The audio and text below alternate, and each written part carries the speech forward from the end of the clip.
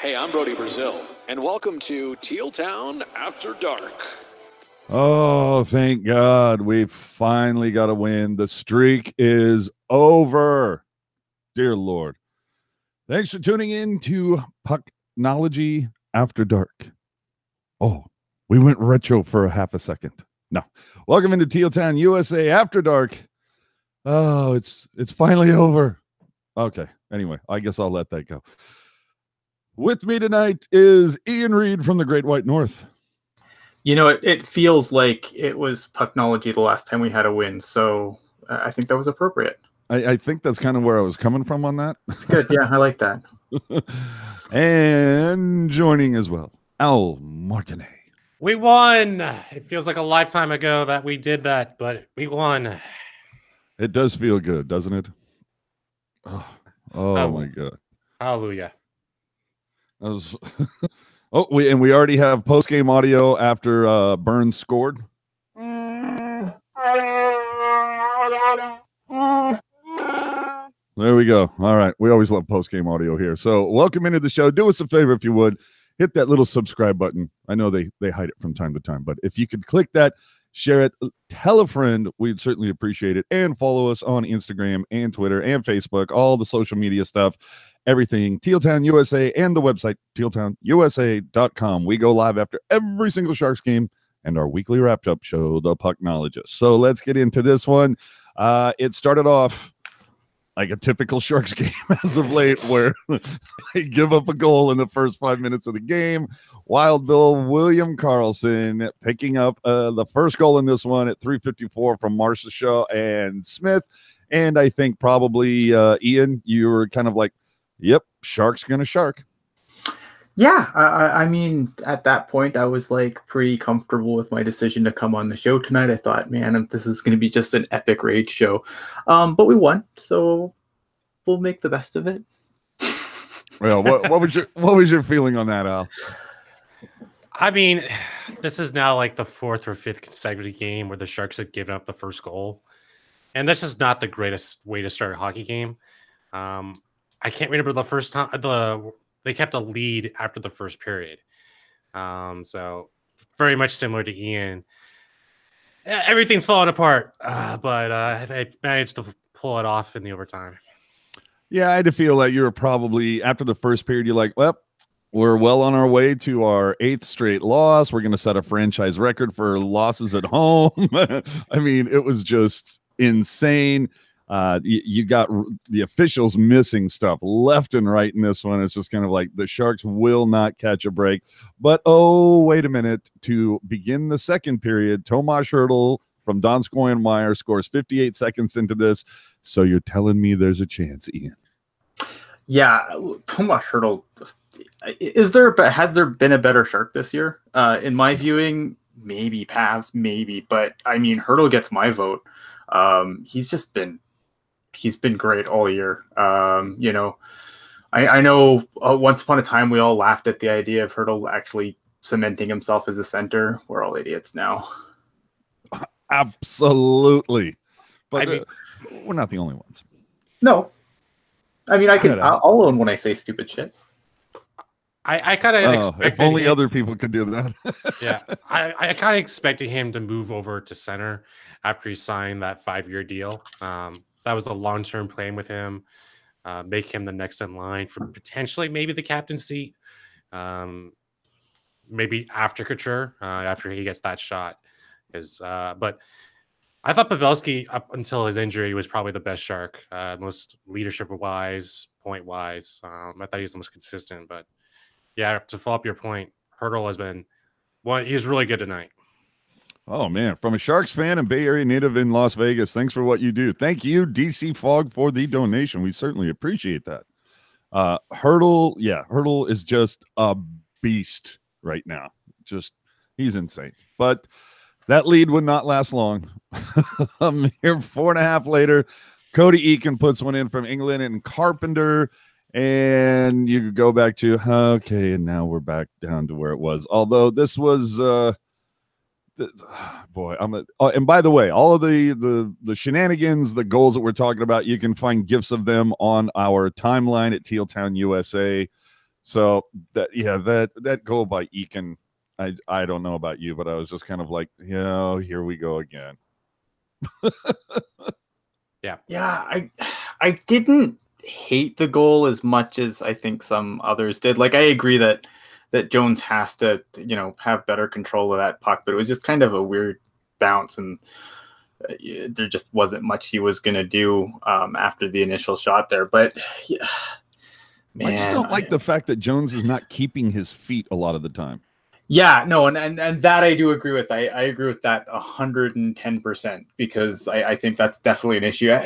Not a great goal for Jones. I mean, I don't think it's the worst goal he's let in this year, but certainly not a great one either. Like, I don't know. It's a concern. Yeah, and while it wasn't quote unquote technically on the power play, definitely power play influenced after Goodrow would answer the bell and have a little tussle. A little, how's your father there for? Okay. So after 2 periods, Vegas has a 2-1 lead. And the thing that really stood out, the Sharks outchanced Vegas 16-7. They had a 7-3 advantage in high danger chances, and they're down by a goal. And you're kind of like, God, what do we have to do to get out of this rut, right? Yep. It was definitely at that SJSharks moment. Yes. Also, Fleury's not playing; he's injured. Right. Figuring backup goaltender, Who played the night before. But I do like Subban though. I think he has a lot of potential. I think he's going to be playing this league for quite a while. To add on to the Fleury point, Fleury has played more games this year than he's ever had in his career. That's adding on the playoffs from last year. So yeah, he had a lot of time off last year. How many goalies did Vegas play last year? Like 5. Well, yeah, there's injuries, but Vegas Golden Knights finished off like late last season, Game 6 or Game 5 of the Stanley Cup Finals.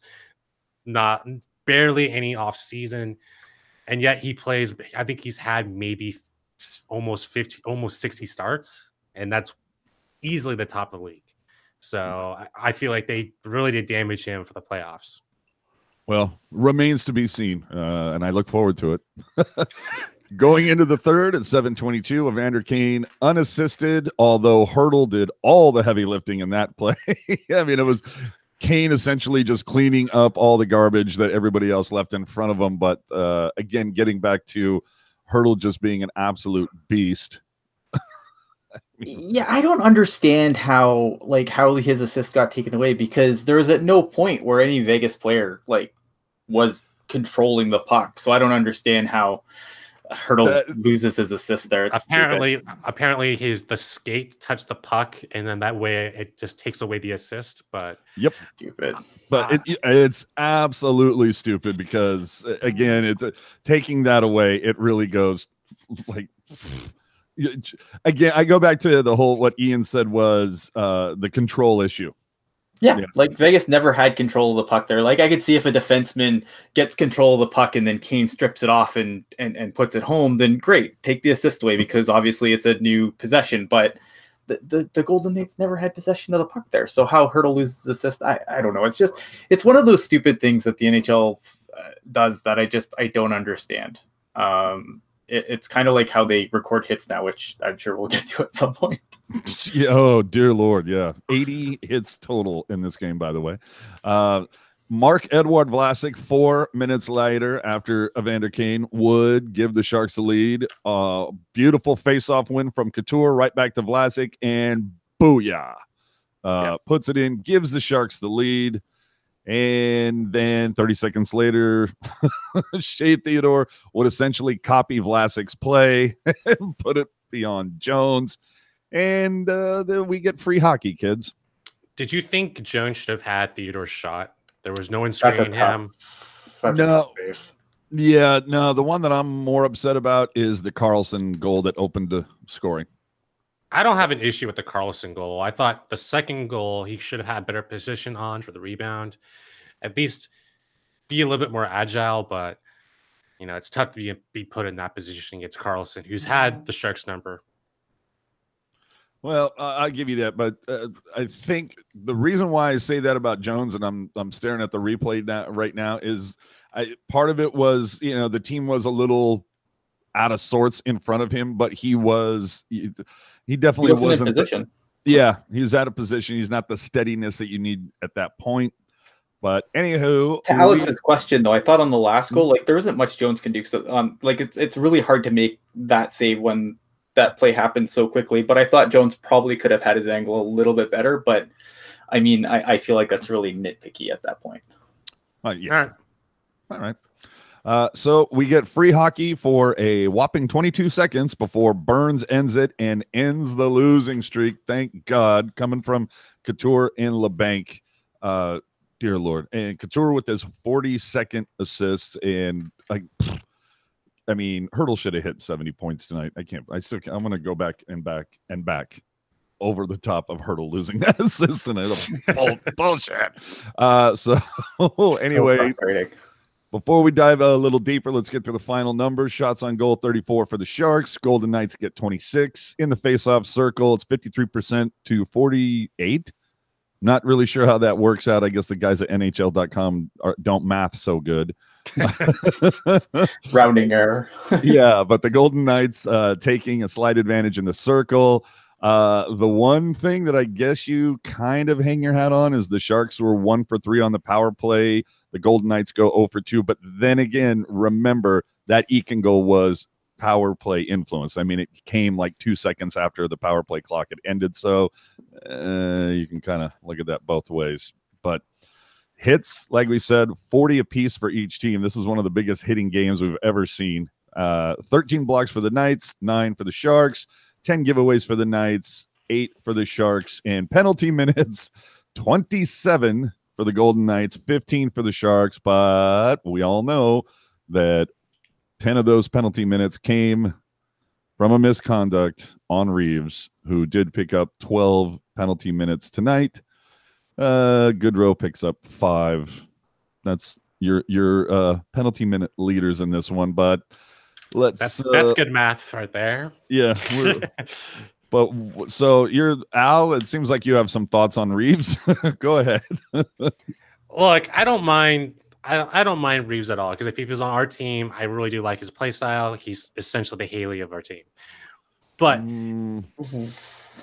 what I'm mostly furious about is if you get a game misconduct, it was only a game misconduct though. But it was a 2 and a 10. 2 and a 10, but not but a game misconduct if it's a game misconduct, it's 10 and a game, which it never was. It was 10 misconduct. Yeah. And I don't know. I don't understand why they put that in there. Maybe it's just anyways, my major point is that it was a 4 versus 4. Like, I don't understand why they chalk it up. It should have been a 4 versus 5 for the Sharks. And often they cloud the language with the penalties to the point where I just don't understand at this point what a penalty is. Normally it's a 4 versus 5, but sometimes it's a yeah. Well, VGK coverage talking in the chat. What did you think of all those jabs with the stick to Reeves' throat, though?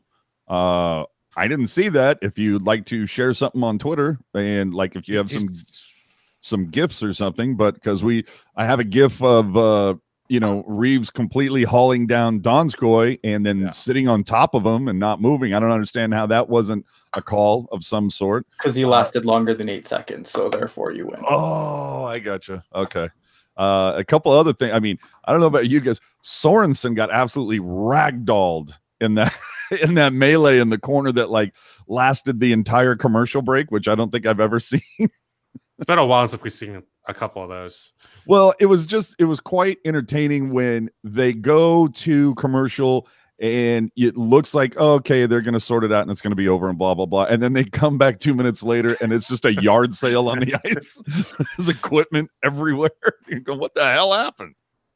Yeah, it's fun. I mean, that was a fun period. Like the first period was really fun. A lot of shenanigans, which I like. Look, these teams are going to meet in the playoffs. They know it. There's no way around it at this point. I mean, there might be a mathematical way around it, but let's be honest. These are the teams that are going to face each other in the playoffs, and this is just the beginning. Let's see. Omiglex, I'm sure I'm not pronouncing that correctly. Says, I think VGK is talking when Thornton was shoving his stick in Reeves' face repeatedly, but not. Look, I'm going to admit I'm looking at stats. I'm looking at gifs. I might have missed something. So, I mean, again, if you have something, let me know, but I didn't catch any of that. I remember seeing, Reeves maybe do something against Thornton in the first or second period. But yeah, I don't know. So I thought Jumbo usually like goes for the nose with his finger. We've seen a lot of that, whether it's been like a Sedin or a Getzlaff or whoever. It's always been something along those lines. Stinky finger. Yeah, well, a little bit of the stinky finger. But I don't know. I'm really happy to see the streak over, of course, and now I can only assume that everybody is going to call for Gambrell to play the rest of the season and scratch Milker Carlson. That happened anyway. It's not going to happen, but it would be interesting to see if they actually scratch Donskoy, who I thought had. I'm sorry, I was just going to say I can't see Donskoy getting scratched until Pavelski returns. I would say 2 games from now, I believe, maybe 3 games, Donskoy and potentially Erik Karlsson come back. I think that's maybe 50%. This Erik Karlsson thing, I don't know. It's wishful thinking. It seems like the Sharks have reduced his skating schedule, which just, I don't know. It bothers me. I don't know if we want to get on this. I have like rant queued up, so I don't want to. Go ahead. The floor is yours. This is. Here's the thing. Here's my problem with Erik Karlsson, right? They keep saying like, yeah, he's going to be fine. He's going to be in the playoffs. He's going to be in the playoffs. This is the same team that skated Joe Thornton on one leg last year in the Vegas series before every game. Like he was going like, oh, Joe Thornton might play. Woo! Like until I see Erik Karlsson on the ice actually able to skate, I'll believe it when I see it. I don't care how close they say he is. Like I don't trust this team when it comes to this kind of stuff because they think they're playing these magnificent mind games. Like I am sure if Shimmick didn't tweet out or Instagram out his post-injury pictures, he'd probably be day-to-day right now too. Absolutely. Now, does the same apply to Pavelski? Yeah. Well, a little bit, but the thing is that, you still hear the reports from practice, and EK65 didn't practice with the team yesterday. He, did some post-practice skating on his own and, with coaches and stuff. But Pavelski has participated in the last 3 practices, like full blown. I mean, I was there for one of them, and I'm seeing him take full cuts, full strides. He's up with the lines, doing everything. So, I mean, it's just you have to chalk this up to an overabundance of caution at this point. Yeah, I mean, from what AJ's saying, from what you hear from like Shang on Twitter, like it sounds like Pavelski, I can plausibly, Pavelski, I can believe is going to be there. But again, it's one of those things where, again, they skated Joe Thornton on one leg. Yeah. So, again, I am more optimistic that we will see Pavelski in the first round of the playoffs. Far more optimistic than I am Karlsson. Like, I will be shocked if we see Karlsson in the first round of the playoffs at this point, or the playoffs at all, for that matter. But with Pavelski, I'm a little more optimistic that we'll see it. But again, I don't believe anything this team says when it comes to injuries. So unless I see it with my own eyes, it's not happening. Yeah, to your point, I don't think Joakim Ryan has kind of earned his playoff spot quite yet. I think he's only earned it because of the injury situation with the Sharks currently. You better believe it. So I'm not saying anything. This is quite obvious. He's just not holding the puck in at the blue line. I mean, it's looking more and more likely like a second round at ease for Erik Karlsson. Yeah. Well, let's get into some of the other numbers here. Dylan Gambrell with a whopping .651 tonight. Again, this is a case of you have to take in all the numbers, take everything into context. Would Gambrell have gotten probably another 2 to 3 minutes of time on ice if the Sharks were up by 3 goals going into the third? Absolutely, because you're going to start spelling, the big money guys. But Hertl again leading the forward bunch with 22-10. God, 35 goals. I mean, could you imagine what this team would have looked like over the last 3 years if we had had a healthy Hurdle? You know, didn't Hurdle was Hurdle? When was he in? He didn't go. Wasn't he injured in the first round in 2016? No, he was injured on the final round. He didn't play the last 2 games of the Stanley Cup final. Oh, he wasn't he injured in the first round? But I think he was nursing something most of the way through, and then it just got to the point he couldn't play. Yeah, but he was still productive the first 3 rounds, though. He was. Yeah. But it's just, oh my God, a healthy Hurdle is a fun Hurdle, ladies and gentlemen. Man, he is fun to watch. Oh, I'm sorry. Now that I'm looking at it here, Goodrow actually holding the totem pole up for time on ice with 622. On the defensive side, Tim Heed 1344, Joachim Ryan 1412. Not really sure how the hell Joachim Ryan's getting that much ice time, to be honest with you, but Burns 2649. Yeah, that's the reason why. Brent Burns. Yeah. Oh boy. But Martin Jones again has himself another sub 900 save percentage night. See, now here's let me go to Ian on this one first. Let's just say, for we'll sit here and hypothetically say, if the Sharks get bounced in the first round with the best team in franchise history on paper that they've ever had, like, what's going to be the excuse then? Does anybody get their walking papers? You know what I mean? Like, what injuries? They're going to cry injuries like they do all the time. Like, it's going to be, well, we didn't have Erik Karlsson. Well, Schmidt blew out his knee before the playoffs started. Pavelski wasn't 100%, blah, blah, blah. This is going to be talked away by injuries. Like, for me, this coming up series with Vegas really scares me because it reminds me a lot of how they went into the series against Edmonton a couple of years ago, where they went in and they basically limped into the playoffs, literally limped into the playoffs. And then they just didn't have the gas to go against that Edmonton team based on just the injuries, I think. And then everyone decided Edmonton was like the team of tomorrow based on a series win. In hindsight, I mean, because I bought into some of that hype too, but based on a win against a team that was basically missing most of its top players, or at least most of its top players were nowhere near healthy.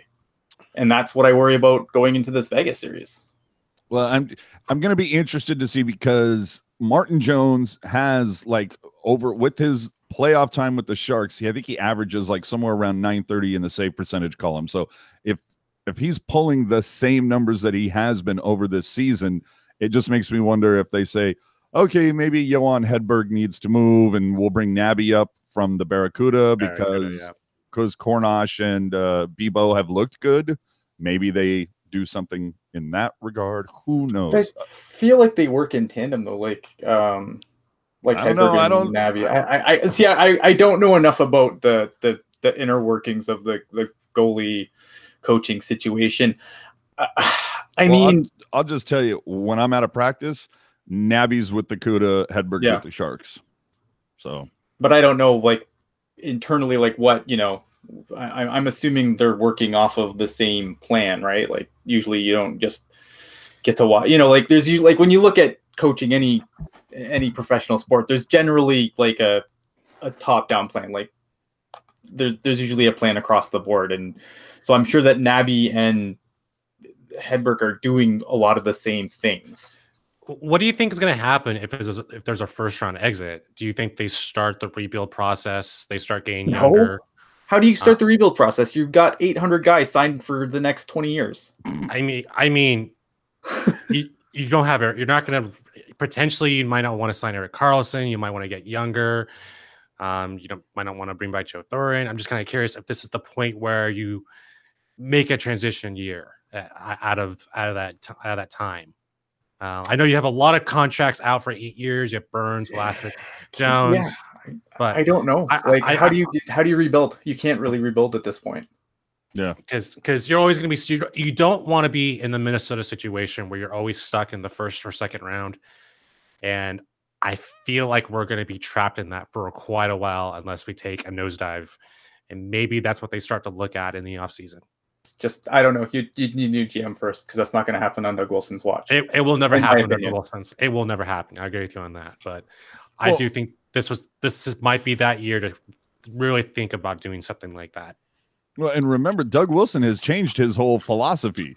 You know, this is a cat who, for the longest time, would never sign a deal longer than 5, and then all of a sudden started handing out 7s and 8s everywhere. Couture and Burns and Vlasic and Kane and Hurdle, Jones. But I think, but I mean, in the interview that you guys did with him, I mean, he spelled it out. I mean, this is where the league has gone. If you want to compete with players and keep your players and have them sign in San Jose, that's what you have to do now. You can't get away with the 3-year deals anymore because there's somebody out there that's going to throw them the 7.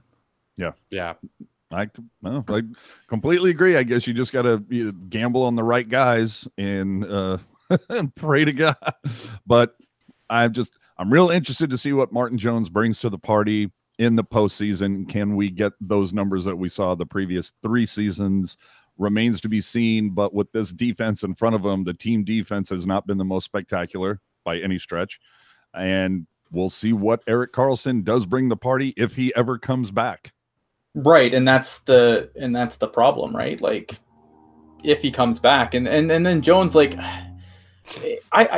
everyone had, like, if you're worried about Martin Jones going into the playoffs, like, I know a lot of people, like, fans are fans, and fans do, you know, we tell ourselves stupid things to make ourselves feel better, but guys, I don't know, Martin Jones has had some really good playoff series since he's been a Shark, but he also had, you know, a minor dip in the season, not a dip of a season. So I'm not so confident that, you know, Martin Jones is going to somehow become super goalie because the calendar turns April. Yeah. I see. I'm not really worried about Jones. I'm more worried about the forwards getting back on defense. The transition defense has always been an issue. Our speed on the 3rd and 4th lines is constantly being a factor. You know, Vegas has a really good mix of speed and height to match that. There was a couple times that the 3rd and 4th line tonight got pyloned. And then you saw against Chicago on Thursday, that's just a speed team. And we did not handle that at all. And that's the thing we're going to get tackled on. If you can't clog up that neutral zone and stop those guys and contest the blue line, you're going to find yourself on the outside looking in pretty quickly. In the chat, and that's where the injuries come in, right? Like, if you look at the guys that are drawing in, it's not good. Like, if you looked at if you just looked at the Sharks lineup tonight on paper, like, just without actually watching them play, like, you're like, this doesn't really look like that great of a team. When you know, like, I like Dylan Gambrell, but he's not, you know, like, he's got some potential, but he's not a now player. Yeah. And then you have this revolving door of Radil and Karlsson, and, like, it's bad. It's bad. The thing that scares me the most about Vegas is that they're a really good neutral zone defense. Mm-hmm. They'll trap the puck, cause turnovers, and once you get turnovers with the Sharks, I mean, that's what kills us every single time. They're speedy and they play heavy. We saw that tonight. You know, luckily the Sharks were able to figure out a way to get out of it. And hold on, I'm looking at Bomb Squad's comment in the chat. Is your sweatshirt a low-key shot at Fanatics? Dude, I was going to say, no, I don't take low-key shots at Fanatics. I go straight away at them. Everybody, yeah, it's well known my hatred for that company and their lack of consistency and quality, but there you go. So you're not a fan? Not a fan. Not a fan. Also, Rob Humphreys, that's not how I fan at all. So I sometimes convince myself the worst is going to happen. Hey, if you convince yourself the worst is going to happen, you'll never be disappointed. That is true. You know what? But, you know, Brody and Brown went off the air a few minutes ago, and so I want to welcome everybody who has joined us. Thank you so much for doing this. The TealTownUSA After Dark. Go live after every single Sharks game. Do us a favor. Hit the subscribe button down there if you would. Share this with a friend. Follow us on the information highway on Twitter, on Instagram, on Facebook, all of them, TealTownUSA. But above all, please hit that subscribe button and click the notification bell to be let known every time we go live after every single Sharks game. So after a little digital janitorial, what else do we have here? Sorensen, hey, at least he went 100% in the face-off circle, which to me means that he took one face-off. So there's that. One for one. Hey, 1 for 1. It's better than 0 for 1. Yeah. What did you guys think of the officiating tonight? I don't really have a problem with it. Like, I know, again, this is how we fan. I didn't have a problem with it. This is what the Sharks are going to have to deal with in the playoffs, if not worse. Yeah. So get used to it now. It's a good prep for the playoffs, and I liked how the referees let them play. I thought there should have been way more penalties in the game, just how physical it was. If this was a game in October, you probably would have seen a lot more penalties, but this was a game in March, and they let them play, which I really do enjoy. Yeah, I thought there was a couple things where I looked at it and I'm going, okay, a month ago that was a penalty, but I guess that whole idea with the calendar, it magically transforms how things are called. Whatevs. So the Sharks have secured home ice advantage in the first round of the playoffs and welcome in the Calgary Flames tomorrow. Is there really there's always something to play for. You're always at this close. Obviously, the Sharks are going to try to send a message to Calgary as well. But being 6 points out with 5 games left, I mean, yeah, mathematically you can win this game, but you would think Calgary is going to come in full bear tomorrow saying, well, the Sharks just played a really heavy game last night. We're just chilling. So what do you look for in tomorrow's game? The Sharks Can the Sharks win 2 in a row?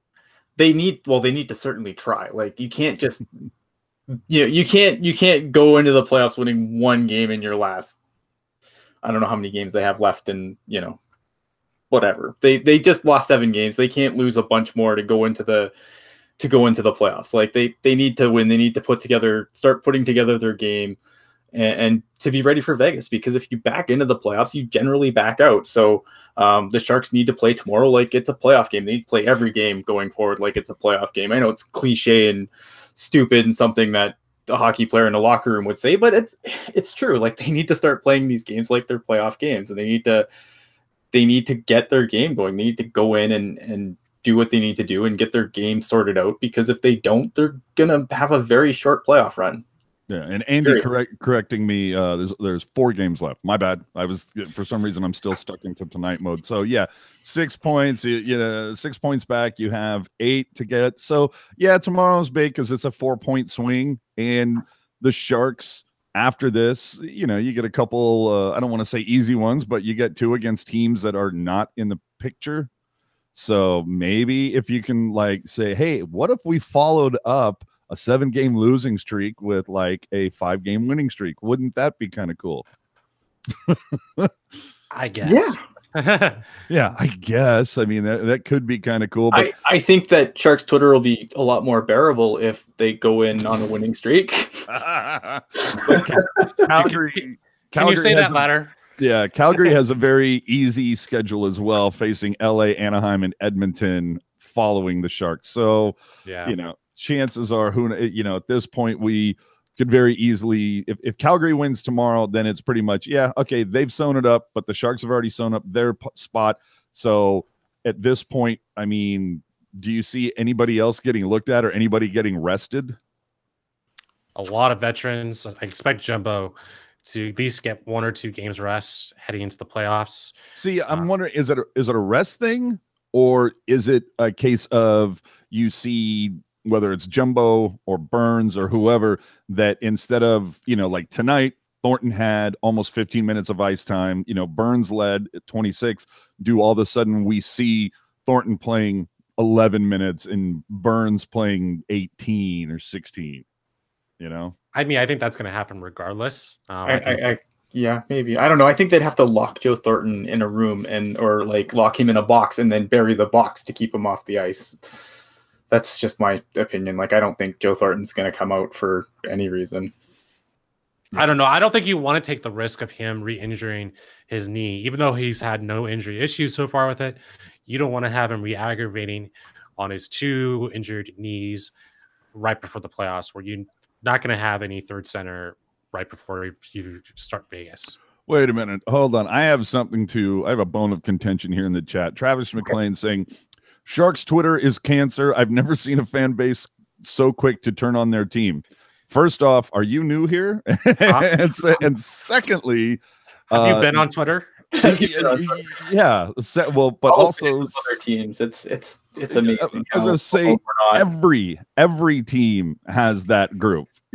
Like go look. It's out there. The Sharks are not exclusive to this by any stretch. Were you at did you see Giants Twitter, this offseason? True that. Yeah, it's not even a hockey thing. It's just like an every sport thing. Twitter's just cancer in general. This is why I like it. It's because I like watching the fire burn. Yeah, and Andy pointing out, Sharks Facebook, Sharks Reddit isn't a lot better. I mean, yeah, it's everybody. You lose 5 in a row, and it's the sky is falling, blow up everything, fire everyone, burn the world, and then the Sharks win 6 in a row, and it's like, oh my God, I can't wait for the parade. I mean, it's everything is up and down, and that's why many times I've said on here, after they win 5 in a row, it's like you can't get too up about it, because then if they lose 5 in a row, then you're going to be just absolutely in the garbage pail. Oh, if you want to be entertained, go check out Leafs Twitter tonight, since they lost again to the Senators. You want to talk about people walking off the cliff? Yeah, Leafs Twitter is always entertaining. Leafs Twitter. Thank you, Steve Dangle. Yeah, we can probably hang most of the blame on him.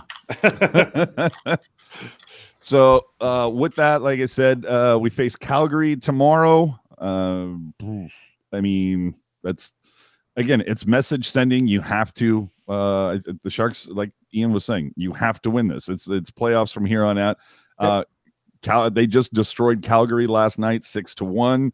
Lost to Dallas 2 days before, and got shut out by the LA Kings 2 days before that. Don't think there weren't a little bit of shakeups, or that might have been a wake-up call for Calgary. Let you know. Just saying. Yeah, like it's playoff time. You got to put your game together. I know there's the idea of get your losses out of the way now, but I don't. Yeah, I get that mentality, but I just feel like back in, back out. And we've seen this before. Yeah, but we could always point to Anaheim last season, who won 10 of their final 12 games and then got swept by the Sharks. Well, because Anaheim's terrible. Yeah, but they certainly didn't back in. No, they didn't back in. I mean, look, you're gonna have obviously some games, but it's not the wins and losses though. I mean, there's been nothing. You go back and you watch some of these games like I have in this losing streak, and there's not much redeemable there. There wasn't very many. Well, at least they did this okay. Like the Sharks just look like shit for 7 games. They can't play. It's one thing to lose. It's another thing to lose playing like shit. Yeah, and seeing guys get behind them. I mean, like that Kopitar goal versus the Kings was just like one of the worst things I've ever seen. Like, where the hell, everybody was just caught puck watching, and we just see that so many times. How many times was Joachim Ryan burned over this stretch? See, I've been going through the 7-game losing streak, and the Sharks have a real bad tendency to play down a competition. And sadly, that's not this season alone, but I know, but the 7-game losing streak they played, the Ducks, Kings, they seemed to, that was a really good stretch where they could have picked up and actually potentially beating Calgary and be the first in the Pacific. But tonight was a great example where at least they started off the game. I thought the first period they were competing. They were actually had their minds game in the right place. A lot of the times during that 7-game losing streak, they just weren't in the right mindset, and that's what got them in a lot of trouble. I know the Blackhawks game is probably going to get overlooked, but the second and third periods is like a real turnaround point for me, where I can actually see them shooting the puck 13 to 14 shots a period. I wonder if that's I'm going to look back on that and say that's the point where the season at least is going to turn around. And I wasn't the only one that was hoping we were going to play another game against Montreal, since that worked at the beginning of December, right? and then the big team meeting and everything. Yeah, and that's the thing, right? I mean, it's not so much the wins and losses that I'm concerned with. I'm just concerned with the Sharks playing their game going into the playoffs. Like, if they don't win every game, that's fine. If they look good enough when, if they don't lose looking like complete garbage, I think that's the thing. Yeah, I'm with you on that. I think we've probably driven this into the ground as hard as absolutely possible. So, like we said earlier, someone was going to get a Kane bobblehead. Just stay tuned here for a moment. Someone's gonna get this if they can answer the question in just a second. So be at the ready. I'm giving everybody like a couple of minutes warning because it's your favorite time and mine. Have the goddamn common courtesy to give him a reach around. We're going to reach around the league and talk about what else happened in hockey tonight. The Ducks were victorious over the Oilers up in Edmonton. Wow, what a shock. Two horrible teams going at it. One of them had to take the win. Edmonton working on another top 5 pick. Yes. But Raquel for the Ducks putting together a hat trick au natural in this one. Hey, Tortorella got himself another win, so I'm sure he's complaining about it. 5-2 over the Preds. Boy, the Central looks more and more interesting as life goes on. Bobrovsky with the win, Saros with the loss. Atkinson pots 2 for the Jackets. On the Isle, they're victorious 5-1 over the Sabres. Hutton takes the loss. Leonard with the win. And what's his name? I always get it wrong. Bolivier? Am I pronouncing that right? Bolivier? Sure. Okay. He potted 2 for the Isle. I'm so bad with names. The Blues 3-2 victorious over New Jersey in overtime. Allen with the winner. Schneider with the loss. Nobody of note in that one. Okay. Capitals 6-3 over the the Lightning lost a game. I don't believe it. 6-3 in Tampa. Holtby was the winner. Vasilevsky is your loser. And Oshie pots 2, Ovechkin pots 2, and Backstrom pots 2. So Ovechkin with his 8th 50-goal season. Oh my God, the hell out of here! The Senators have won a game.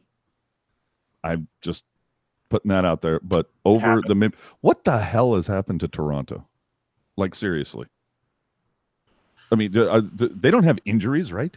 I don't know. I think they're just they're too busy getting psyched out over Boston, I guess. I don't know what's going on. The Senators have had their number this season, though, for some reason. They got some serious issues with goaltending, but it's almost similar to the Sharks in that regard.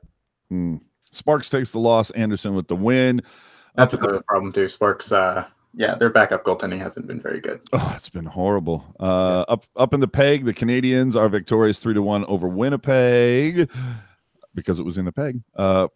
Price gets the win. Hellebuck takes the loss. The Flyers lose to Carolina. Now, was there no storm surge tonight? No, last game, I believe Justin Williams tweeted out that on their last game, that would be their last storm surge. Did they just like run out of ideas or something? No, they got to get serious for the playoffs, Okay, but you would playoffs are serious business. Yeah, but you would think like you would continue with whatever your thing was that was rallying the team and everything. But okay, maybe I just wonder, at what point, because I think it's been good and it's rallied the team, but at some point, maybe does it become a distraction? Like you're fighting a dogfight for that playoff spot, like there's an only absolute dogfight. There's only one hockey jerk, and that one's a Penguins payment. Wow, way to get that out. 5-2 Carolina over the Flyers. Mrazek with the win. Talbot with the loss. Cam Talbot. Boy, take your Oilers problems with you. Panthers beat the Bruins 4-1 up in Beantown. Rask takes the loss. Luongo with the win. Dadonov with 2 goals in that one. Ongoing as we speak, the Blackhawks are up 2-1 over the Kings down in LA. This one with 12:30 left in the third period. Oh, guess what? DeBrincat scored again. Gustafsson also for Chicago. Wagner pots. Man, where's this Wagner kid? Like, he only has 12 goals, but they seem to be like big goals. You know what I mean? Mm-hmm. But anyway, the Stars and Canucks look like they're about to go to the shootout. Excuse me while I pull this up. It's like, how close are we actually? But so far for that game, if I can get back to it, tied at 2, Cogliano and Radulov for the Stars, Schaller and Berchi for the Canucks. And that is the end of overtime. Yes, kids, they are going to the shootout. And now I'm really upset because I couldn't find the feed, but now I found it and I feel okay. So there you go. That was your wraparound. Oh, I'm sorry, reach around. Okay, that was my bad. That was the little 2-putt guy for me. Oh. Yeah, that guy. No. So, yep, we're going into the shootout. So I've got that over here so I can pop that in if there's anything of note that happens. Gives you because, the winner between Vancouver and Dallas is so absolutely significant. Well, I mean, if Dallas wins, they can move. They can move further into that first wild card spot. They're in the first. They're in the first wild card spot. Whoa, $5 for AJ not pulling it out. Why? Thank you, Laurel. Whoa! They can. Hey now. They can give themselves more breathing room and just about solidify a playoff spot. Right. That is Dallas, and try to keep Colorado at bay from overtaking them. But god damn, I am so pissed off at the Arizona Coyotes over the last couple of games. I was really hoping they were going to sneak in. You know what though? Like I wasn't on the Coyotes train this year, so maybe I'm just jaded because if you're Colorado at this point, like, don't you have to make the playoffs this year? Like, God. If you're the Avalanche and you don't make the playoffs this year, like, that to me, like, you can look at other teams and talk about disappointing seasons. For Colorado not to make the playoffs, it's criminal with the lineup they have now for them not to make the playoffs. I don't know about that.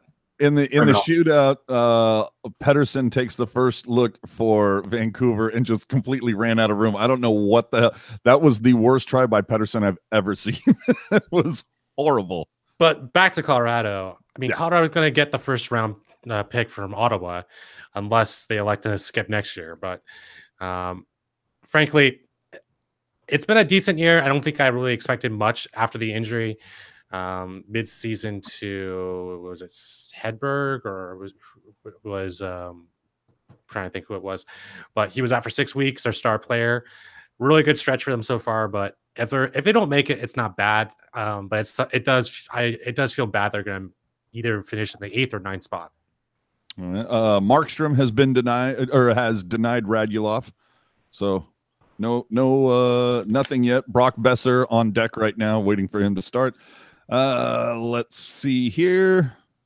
So Calgary, and boy, I'm just trying to even it. So Calgary is going to be the top guy. So they're going to play the bottom wild card as Brock Besser gets denied. So what do you think about Calgary versus Colorado? Because it seems like that's kind of where we're headed. I think it's going to be a fun series. Like I'm looking forward to that series. I think it's going to be a fun series to watch, and that could be an upset in the making. Yeah, it's a good. I like that matchup for Colorado. I think Colorado and Calgary both have shaky goaltending, so whoever manages to come up with 4 good games, that's your game. That's your series right there. Yeah. And Sagan is denied, so we still have yet to score a goal in the shootout. Then what about? Well, see, now here's the other thing too. Who the hell is going to win the Central? I mean, you got Winnipeg and Nashville both tied at 94, and St. Louis right behind them with 92. And St. Louis and Winnipeg both have a game in hand on Nashville. Yeah, I mean, wow.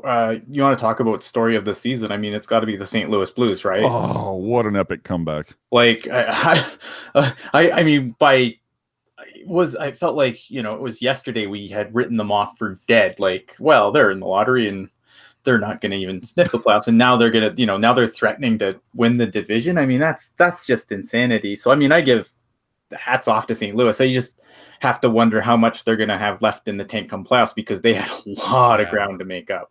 Yeah. Before the Erik Karlsson trade, I thought St. Louis won the offseason with what the talent they brought in. Well, the main question is still their goaltending. And yeah, it's been better, but that's the issue with St. Louis still. So Pearson was denied. So Jamie Benn right now has the game on his stick, and no. So we go to a 4th round in the shootout down in Vancouver. That doesn't sound right. Yeah, I mean, I think there can be more than one story of the year. I think the Hurricanes are definitely another great story. But would they be a great story without the storm surge? No. Because then you don't have the bunch of jerks t-shirt. You don't have Grapes losing his mind over it. The thing about Carolina is I can't name one personality from that team. I can just name the celebrations. And I think right. I can name Jeff Skinner. Oh, that's right. He doesn't play for Carolina anymore. See, like you guys, that's the main issue with hockey or with how the NHL promotes the game is they promote the team aspect, not the individual, unlike a lot of sports. I wonder if, I'm kind of interested how Nashville is going to fare out, because if Nashville plays Winnipeg in the first round, I could see that going 6-7 and then them getting burned out in the second round. Yeah. You have to wonder, though, if you get a lot of, if you look at some of these series that could potentially happen in the first round, I know the NHL says they're happy with the playoff format, but if you get one of the Leafs and Bruins, Sharks and Golden Knights, Predators and Jets all out in the first round, that seems mind-boggling to me. I like the playoff format. Yeah, I hate the fact that you could have all 3 of those teams out in the first round. Oh, by the way, Klingberg denied, and everybody. Dear God, no one can. I don't know who's going to play in the Metro. I guarantee the playoff format will change if it's Carolina and San Jose in the Stanley Cup final. You bet they will change that. No, I think it's going to change just because you're seeing enough players being not thrilled with it, and I think that it's one of those things where you've got a good amount of players that don't like it, but there really doesn't seem to be much support in no, this is why we should keep it. You know what I mean? You got to remember, though, too, who's making who gets this stuff out, and it's the media, especially the Canadian media. Well, guess what? The Leafs are owned by a combination of MLSE is owned by a combination of TSN and Sportsnet. Of course, they're loud and annoyed that. Doesn't Rogers own half of Canada? Yes, they do, and including half the Leafs, including half of the Leafs. So obviously, with Toronto looking into another first-round matchup with Boston, which I don't think I don't particularly like their chances, and I don't think a lot of people do. I'm just saying there's a little bit of an agenda here. I was going to say, you know what I think the agenda is, and there was somebody who pointed this out at some point. This is the only way I can see any type of support for the current setup is that it's the whole bracket thing, that they can bring people to NHL.com and say, fill out your bracket because there's no reseeding, Well, and the other thing that they like about it too is that it's easier to televise because generally speaking, the majority of your first round matchups are in the same time zone. Yes. So there's no more of this, Detroit and San Jose first round, 10:30 start, and then 10:30 start Eastern, and then obviously a 7:30 start Eastern, for games 2 and 3. You don't really get that as much, and I think that's a big reason why the owners like it. But obviously, it's stupid because again, everything these things kind of get looked at through a Canadian lens, right? Where it's I don't think they say, there hasn't really been have the rivalries been that good? Well, I mean those Pittsburgh Washington series have been great. The Sharks and Kings series, maybe I don't like how some of those ended, but you can't argue that those weren't, that wasn't a hated rivalry game. If you think that this Vegas Sharks series coming up is going to be a snoozer, yes, I understand it's not the Battle of Ontario or the Battle of Alberta, but it's produced some pretty damn good series and a lot of hate. Well, and you can sit there and go, well, the travel is significantly better in the first round or second round, depending. But I mean, there's the potential that it could not be great if you win your division. Because if you're, say, San Jose and you win it and then you're playing Minnesota, that's not great travel. No, and oh my God, better than. Hold on, I'm sorry. Breaking news: Vancouver has finally scored in the 8th round of the shootout. Woohoo! I thought Granlund gets it. At some point, I thought they were going to just start asking people in the stands if they wanted a shot. See, if the NHL wanted to lean into the Pacific time zones and individual time zones, I wish they would just build out the divisions. So instead of only facing Vegas 4 or 5 times a year, go 6 or 8 times a year. That way you have not 6 or 7, but 5 or 6. But that's right.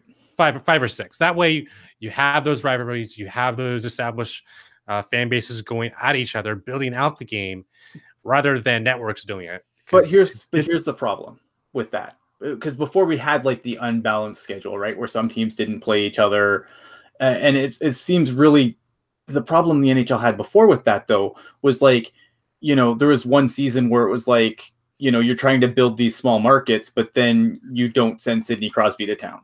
Like there was a season where Sidney Crosby didn't go to Arizona, where obviously people need a reason to buy tickets, right? And I think that's another problem with not having a balanced schedule, is that you can't sell the game. And this is a problem that I think that the NBC's kind of rectified this year by showing a few more Canadian teams, because like I don't understand how you can grow the game if you're not going to show guys like Connor McDavid on television until the playoffs, which they won't make it.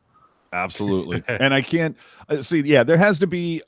We can sit here and debate balanced schedule and like, sure, now that we're going to have 32 teams in a couple of years, that are we going to have to potentially try to figure out a way that maybe we need to lose 2 preseason games and add 2 games to the regular season schedule, or make something. Who knows how they're going to make it work with that, but you still have to have the one thing that they got right in all of this is that everybody sees everybody twice, right? Minimum. Important. Yeah, everyone comes to everyone's arena, which is super important for the growth of the game, in my opinion. Yeah, yes, absolutely. The fact that we could go like 3 years in San Jose without seeing Toronto was the stupidest thing I'd ever seen. Yeah, at least those years we weren't missing anything though. Yeah, but still, I completely agree though. Like, not only that, but for Gate too. Like, there's some teams whose fans just travel well, or they have fans everywhere. Any arbitrary 6 team generally can fill up an arena that doesn't sell out. We've seen plenty of red in the tank when the Wings were in town. Dude, yes. I still don't get that, man. I never see anybody wearing any wing swag whatsoever until that one game of year where they show up. Because even back in the day before, when Detroit and San Jose would see each other 2 or 3 times a season at the tank, even then they would draw pretty damn well. But now that it's only once, it's like, where the hell are all these people coming from? But then again, any excuse to get out of Detroit is, probably an easy one. It's it's an easy call to make. Yeah. But oh man, I heard a really good line. I just can't remember what it said. It was like basically that somebody was saying, you leave a bad taste in everyone's mouth. You're useless, blah, blah. You are the Flint, Michigan of hockey. Ooh, that's harsh. That's harsh. Yeah. I was like, man, that's a terrible thing to say. I feel funny people, but it's funny, but it's, oh man, it's hilarious. That's true. As someone who's been to Flint, it's hilarious, but it's also sad. So the CUDA beat the Condors 4-2. Finally, are the CUDA playoff bound by now? I mean, I'm just so sick of hearing the Condors. It's nice for them to at least get a win. So yeah, and we'll cover. Yeah, we'll cover more CUDA once the playoffs ramp up. I promise you. Let's get to the for all of you who hung out and want a chance to win a bobblehead. Get ready. Here is your question, and the first person who answers correctly in the chat will win. And this is something we're probably going to be doing, if not for the next few games leading into the playoffs, definitely after every single Sharks game, we will have some sort of a giveaway. We're going to have to come up with different trivia questions. So how many years has it been? I'm looking for a specific number. How many years has it been since the Sharks lost 5 games straight at the tank? When was the last? How many years? Don't give me the year. I need to know the number. How many years? Randy Hahn mentioned this in the broadcast. I'm waiting for you. I'm waiting. We will see. And I may just sit here and wait, because people are just going to put in random numbers. And I like Andy Man going with a strong choice. And Bomb Squad has won himself an Evander Kane bobblehead. Bomb Squad, the first one with the right answer, 8. Travis McLean, AJ, are both those Burns jerseys signed? Why, yes, they are. Would you like me to bring them closer to the camera? Don't make him do it. It's too late.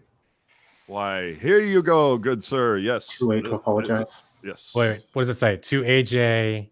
All the best, I believe, or best wishes or something along those lines. My favorite Wookiee or something? I don't know. No, yeah. But yeah, very cool. Very, very cool. So Bomb Squad, how do I get a hold of you? Hopefully you follow TealTownUSA on Twitter. And if you do, hit us up on Twitter. Follow it. Make sure you're following us, and I'll slide into your DMs and get your address, and we will get that out to you. And again, on the Barracuda, if the playoffs started today, I'm sorry, Rocket's not here. She does that so much better than I do. Yeah, they would they would play against the San Diego Gulls in the first round as the second seed in the Pacific. So, and San Diego Gulls are Anaheim affiliate? Anaheim's affiliate, yeah. Correct. Cool, yeah. Cool. Well, that could be interesting. So again, yeah, Bomb Squad at Bombs. Yeah, dude, follow at TealTownUSA. And hold on, what is this fake crap? Who said fake? Oh, yeah, Authentic Team Canada. Yes, absolutely. Well, it's you can see the Adidas logo. Doesn't that mean that it's authentic? If not, I've been lied to all these years. So yeah, congratulations, Bomb Squad. Follow us on Twitter. Send us just shoot us a thing. Hit us up on Twitter at TealTownUSA and say, dude, I'm Bomb Squad. I won, and there you go. And can I add one more thing on the CUDA? Sure, absolutely. All right. So the Peterborough Petes were eliminated from the OHL playoffs tonight. So thus begins Merkley watch on the Barracuda. Oh, really? Mm-hmm. I look forward to that. Do you think that would come like we saw Gambrell play a couple late games for the Sharks last season? Do you think Merkley slides in? It wouldn't be like unheard of. Last year, Chekovich and Chmielewski both played some games with the Barracuda down the stretch after they were eliminated from the playoffs. So it wouldn't be out of character for that to happen.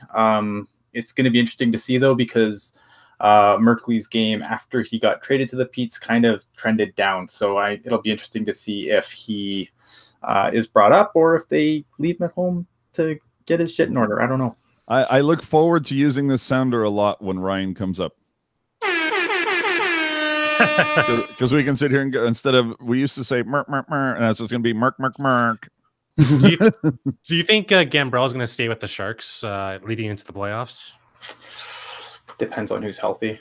Yeah. They can carry as many people as they want, right? Like, I don't think the Barracuda are going to go in the playoffs, so maybe they send him down to get more ice time. But at the same time, it's like, the big team's the priority, right? They don't really care. Let's say that Pavelski's 85% healthy and he's going to be starting. What do you do with Gambrell? I don't know. It depends on what you do with. No, it depends on if you're going to play Michael Haley or not, right? I mean, hopefully not. I agree with that. Like, hopefully we don't see playoff Michael Haley, but we could. I mean, you don't put Haley in here for Reeves. I mean, Reeves is still a decent forward. He can do some damage. Right. But that will be the argument you will get from Knucklehead Twitter. I was going to say, speaking of Knuckleheads, let's talk about Reeves for a second. Okay. Yeah, the Reeves stuff tonight, and you always have the what's the word I'm looking for? You have the crowd for, you have the crowd against you, the pros and cons, but it always typically comes down to whether it's Reeves or it's Rafi Torres or whoever it is. There's always the one group that says, oh no, I love Reeves because he's on my team and blah, blah, blah. And then you have everybody else for the fans of the other 30 teams that go, oh, that guy's a bum, and everything like that. But VGK coverage did mention something along the lines, or slid into our Twitter saying, when we put out Reeves as a bum, it's like, only because he's not on your team or something like that. I 100% agree with that. I do too. To a certain extent, but I remember like when the Sharks got Brian Marchment, I remember not being a big fan of Marchment because he brought that reputation of being dirty, and it's like, oh boy, like I think you can play a heavy hard game where it's just like, God, I hate playing against that guy because he's so good, versus I hate playing against that team because there's a piece of crap on there that just plays a dirty game. I see. For all of Reeves' hits, like especially like the one against Donskoy, the one against Timo, I didn't think they were dirty. I thought they were good hustle plays. And I thought the hit on Donskoy, the initial hit, I don't think it was dirty. The fact that Reeves wouldn't let him get up and just sat on all him the time, though. It's not like that's a Ryan Reeves thing. We've seen that. Times in the game of hockey. No, I'm just saying, but it's like it doesn't help the people that are voicing their opinion for him. It doesn't help get people in their corner when that was the point about it. The thing about Ryan Reeves that pisses me off is when he signs that autograph that was early in the season about him. Oh, you know what I'm talking about before, about him punching someone, and then there was like a picture of like a huge hit, and he signed it. It was the Washington Capitals forward. I'm blanking on his name, but Wilson. Wilson, thank you. And he signed that autograph, and then those are the things that I find pretty disgusting off the ice. But on the ice, he skates that line pretty well. He might not have the points that Wilson does, because Wilson this season he's been pretty good for the Capitals. If you look at his points, Tom Wilson and Ryan Reeves, like they can play hockey still, and they're frustrated. Like Evander Kane, we would feel the same about Evander Kane in another jersey. Yes, and we did. Well, see, but the whole thing is, who would you rather have on your team, Kane or Reeves? Well, Kane for sure. Okay, this is what I'm saying. So even if Kane it has that nasty streak, whether like Owen Nolan had or Ryan Clough, whatever, the fact of the matter is like Kane has some really tangible skill where Reeves, not so much. And the thing is that if these two are going to go at it, which team does it hurt more? Obviously, it's the Sharks. Well, I mean, if the Sharks feel the need to dress Haley, then definitely the Sharks.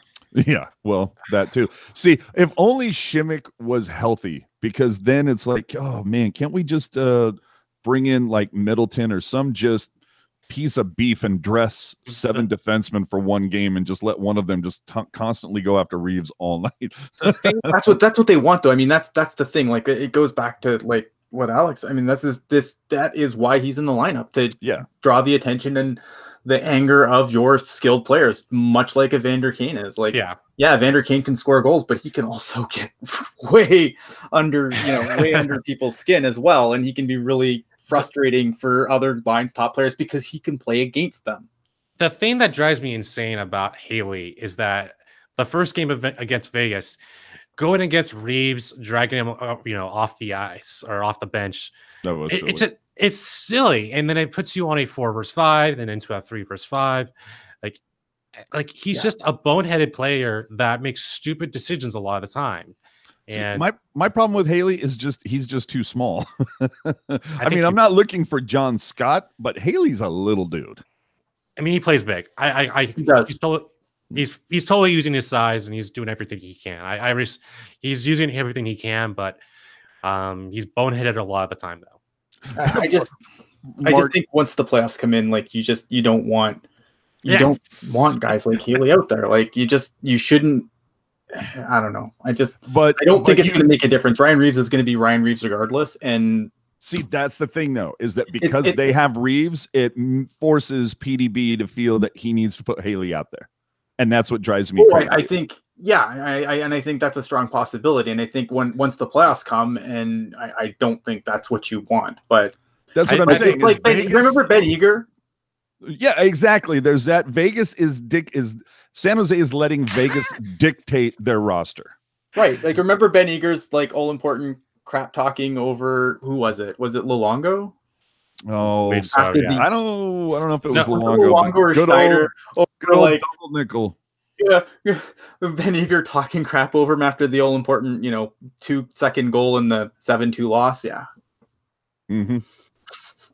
I do want to give Haley some credit, though. He made a great block in the second period, but okay, sure. One positive tonight for Haley. That's what you get. Yeah, I'm not trying to I'm not trying to speed bag Haley here. Okay, I understand the pros and cons against him. I just don't think when the playoffs come, you need that kind of a liability in the lineup. Period. Mm-hmm. Like that's completely agree. But saying in the chat, we didn't get Haley for his hockey IQ. Yeah, they did. It's named I and Q. I do want to say though that for the most part, Haley, I see him getting placed if the Sharks are down 1-2 or even 2-0 in the series, being placed in the lineup. But I don't see him starting the playoffs. I hope he rides the pine like he did the last time he was here. If everybody is healthy, I would agree with that. We'll see what happens. So yeah, we'll see. We've gone on way too long. So everybody liking the IQ thing. Thank you. So with that, we're going to wrap this one up. But before we do, as always, where can the people find the panelists on the social media? We will start with you, Ian Reid. I am at Ian Blogs Hockey on the Twitter machine. I occasionally do this other podcast called Teal Glasses when I have time. I'm hoping to get one done sooner than later. Other than that, though, you just follow me on Twitter. I say funny, jaded things, and I take credit for Sharks wins, which was what I did tonight. I don't make the rules, guys. This win was all me. That's You're why welcome. he's here. That's why he's here. Al Martinet. Hey, you can find me on Twitter at Al Martinet. Great game tonight. Really good bounce back after the first period. Yeah, first win in 7 games. Not going to complain. Tomorrow's against Calgary. Hey now. And I am AJ_strong on the social media garbage like Twitter and Instagram and all those things. And you can find us again at TealTownUSA, the website, Instagram, Facebook, Twitter, all those things. As always, please hit the subscribe button down there. For the people like Laurel and oh boy, I'm off my game. But Laurel, and I know there's a couple other people that subscribe that donated and used the super chat function tonight. We appreciate the donations, of course, helps us do what we do. Marty McFly putting one thing of note that I cannot believe we didn't speak about tonight's warm-up jerseys. Now, I don't know if you guys saw these, but holy hell, a nice throwback. The original style crest, which is on the jersey behind me in this chair, the original circle fin patch on the shoulders, sick, absolute sickness. And with the use of that, that's the second time now that they've used old school logos for a warm-up jersey. If you remember correctly, just a short time ago, they came out in black jerseys with that circle fin patch as the crest on the jersey. It makes you wonder if maybe that is kind of, maybe that's next in the series of alternate jerseys. That no one said that this stealth mode thing is going to continue. This may be something that we see from teams going forward, that they do a different alternate every season because, I think from a marketing, yeah, exactly. It's a cha-ching. Yeah. It's to get you out buying swag. That's all I'm saying. Cha-ching. And how sexy would an alternate throwback kind of, something that uses the retro logo? Oh man, you're going to tell me that you wouldn't? Please. We all saw how well the heritage jerseys sold, and those were basically, they were just recreations of the original jerseys that a lot of people had. Imagine if they created a new version, plus it's going to be Adidas, so it's going to have the Adidas neckline, but using the old teal color and the old logo. Ooh, oh man, I'm going to need a cup for the drool. I'm already thinking about it and going, that would be so awesome. But anyway, that's it, guys. Thanks for tuning in. We will catch you all next time. Again, please hit the subscribe button. I already forgot his name. Bomb Squad. Make sure to hit us up on Twitter. I will make sure that your bobblehead gets out to you this week. We're going to be giving away something tomorrow as well. Join us following Calgary, 5 o'clock start tomorrow, which means we will be live around 7:45-ish. Sound good? Sounds good. And New Pucknologist will roll live on Monday. Thanks for tuning in, and we will see you guys next time. Hey, everybody. Drew Remenda here. You're listening to another podcast from TealTownUSA.